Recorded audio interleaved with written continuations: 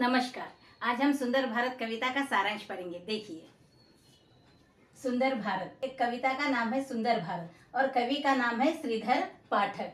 देखिए, इस कविता में श्रीधर पाठक जी ने स्वदेश प्रेम और देश की सुंदरता का सुंदर उन्होंने वर्णन किया है। देखिए, कवि श्रीधर पाठक जी प्राकृतिक सौंदर्य। देखिए, प्राकृतिक सौंदर्य यानी कि उन्होंने प्रकृति की सुंदरता का बहुत ज्यादा बढ़ चढ़कर उन्होंने वर्णन किया है। स्वदेश प्रेम, स्वदेश प्रेम का अर्थ है अपने देश से प्रेम करना। तथा समाज सुधार की भावना के कवि है। देखिए, समाज सुधार की भावना के कवि यानी कि वो समाज में सुधार चाहते थे। जो समाज में जो बुराइयां फैली हुई है उन बुराइयों को वे दूर करना चाहते थे। कवि ने निराले ढंग से भारत की सुंदरता का वर्णन किया है। देखिए, इस कविता में कवि ने बहुत ही निराले ढंग से, बहुत ही प्रेम से, प्यार से इस कविता में उन्होंने भारत देश की सुंदरता का और उसकी विशेषताओं का उन्होंने वर्णन किया है। भारत का मुकुट हिमालय है, चरणों में सागर है। देखिए, आप लोगों ने देखा होगा, भारत देश का मैप देखा होगा या नक्शा देखा होगा। देखिए, इसमें भारत देश के माथे पर हिमालय पर्वत है और उनके चरणों में सागर है। तीनों तरफ से सागर घिरे हुए हैं। हृदय में श्वेत शीतल पवित्र नदियां बहती है। और देखिए, भारत देश में श्वेत शीतल पवित्र नदियां बहती है, जैसे गंगा, यमुना, सरस्वती, ब्रह्मपुत्र आदि नदियां बहती है, जो कि मनुष्य जब उसमें स्नान करता है तो वह क्या है, उनके पाप नष्ट हो जाते हैं। और यही नदियां हम जीवन दायिनी होती है, जब हम सारे और हमें जीवन देती है। जब वो बहती है तो हमें जीवन देती है और वही पानी हमें खेतों के लिए भी काम आते हैं। जो मनोहर है, मनोहर का अर्थ है मन को हरने वाला, जो हमारे मन को लुभाता है। तो यहाँ वहाँ जीवनदानी नदियों को जब हम देखते हैं तो हमारा मन प्रसन्न हो जाता है।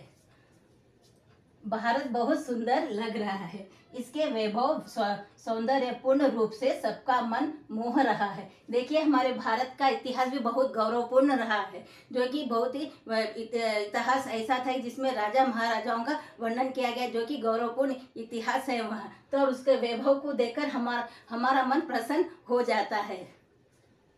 यहाँ सुंदर उपवन है, यहाँ सघन वन है। देखिए, भारत देश में बड़े बड़े जंगल है, वन है, जो कि घने जंगल है, और बाग बगीचे भी है, जिसकी सुंदरता बहुत ज्यादा है। और उसमें बाग बगीचों में तरह तरह के फूल खिले होते हैं, जिसे देखकर हम प्रसन्न हो जाते हैं। वर्षा ऋतु की शोभा निराली है। यानी कि देखिए, जब वर्षा होती है तो हमारे देश में जब वर्षा होती है तो चारों तरफ वातावरण एकदम सुगंधित हो जाता है। मिट्टी की सूंधी सूंधी खुशबू आने लगती है, जिससे हमारा मन और भी ज्यादा प्रसन्न हो जाता है। खेतों में काम करने वाले किसानों की प्रणाली भी अत्यंत देखने योग्य है। देखिए, हमारा भारत देश जो है गांवों का देश है, क्योंकि हमारे देश में गांव ज़्यादा है और शहर कम है, और ज़्यादा से ज़्यादा लोग खेतों से जुड़े हुए हैं और गांवों में वो खेती का ही काम करते हैं और खेती का ही व्यवसाय वे करते हैं। जब वो किसान खेतों में काम करते हैं तो वो दृश्य बहुत ही सुंदर दिखाई देता है। जब लोग गाना गाते हुए काम करते हैं, मल्हार गाते हुए जब काम करते हैं, तो हमारे देश की जो परंपरा है, जो संस्कृति है, उसको भी वो आगे बढ़ाते जाते हैं, जो कि बहुत ही अति हमें खुशी की जो बात है। ये यहाँ की फसलें धरती की सुंदरता को बढ़ा रहे हैं। और देखिए, यहाँ की जो फसलें जब तैयार होकर खड़ी हो जाती है और लहर लहाती है तो बहुत ही हमें ऐसे लगता है कि चारों तरफ स्वर्ग उतर आया है। जब अनाज और फसलें लहराती है और सूरज की किरणें उन पर पड़ती है तो चारों तरफ हमें स्वर्ण के जैसे दिखाई देता है, जैसे कि चारों तरफ स्वर्ण फैल गया हो और हमें बहुत सुंदर स्वर्ग का एहसास हमें होता है।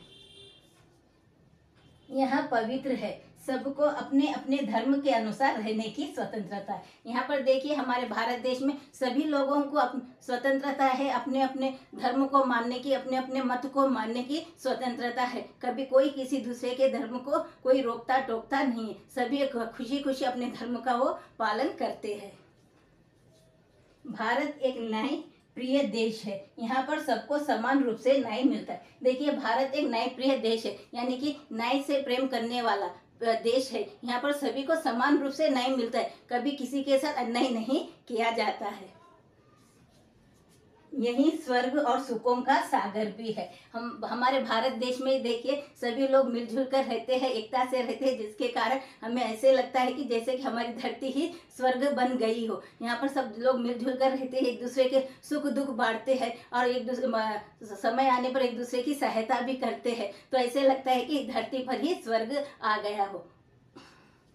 माना जाता है कि मृत्यु के बाद मोक्ष की प्राप्ति होती है, किंतु भारत की धरती पर ही मोक्ष का अनुभव होता है। देखिए कहा जाता है कि मृत्यु के बाद मोक्ष की अनुभूति होती है, यानी कि हमें तो ऐसे महसूस होता है, जबकि भारत देश में ऐसे महसूस होता है कि हम जीते जी ही हमें मोक्ष को प्राप्त हो गए, क्योंकि हमारा जीवन यहाँ पर सुंदरता से ईश्वर के चरणों में मोक्ष की प्राप्ति में कट जाता है। तो हमें ऐसे लगता है कि हमारा जीवन ही स्वर्ग बन गया है और हमें मोक्ष मिल गया है और धरती ही स्वर्ग के समान हमें लगती है। तो इस प्रकार कवि ने हमारे भारत देश की सुंदरता का वर्णन बहुत ही निराले ढंग से किया है, बहुत ही सुंदर ढंग से किया है। इसी तरह के वीडियोस देखते रहने के लिए लाइक शेयर कमेंट करिए और सब्सक्राइब भी जरूर कीजिए। Thank you.